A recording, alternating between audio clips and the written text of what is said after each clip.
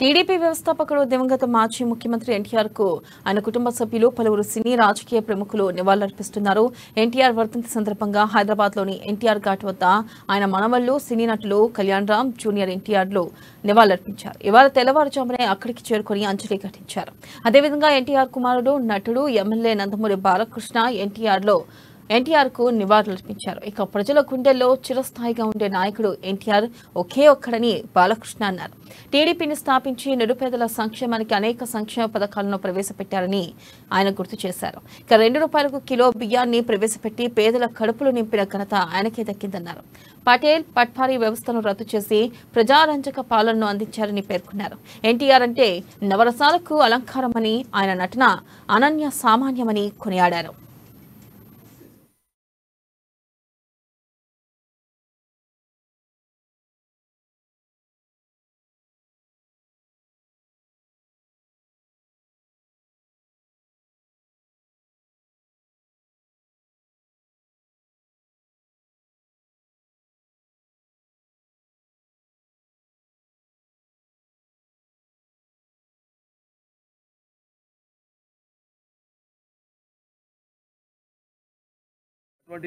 నటధీరుడు, అలాగే ప్రయోగాలు చేసిన నటనాచార్యుడు, అలాగే పరకాయ ప్రవేశం చేసి ఆ పాత్రలో అణువులను నింపుకుని నటనకు న్యాయం చేసిన అటువంటి నటుడు ఇంకెక్కడ కానరాడు అని నేనే కాదు, ప్రతి ఒక్కరూ ఒప్పుకొని తీరుతారు.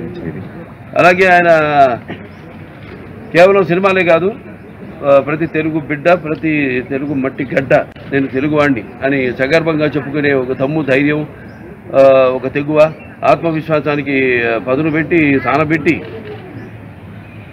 బయటికి లాక్కొచ్చి చెప్పించిన తెలుగు తేజం నందమూరి తారక రామారావు.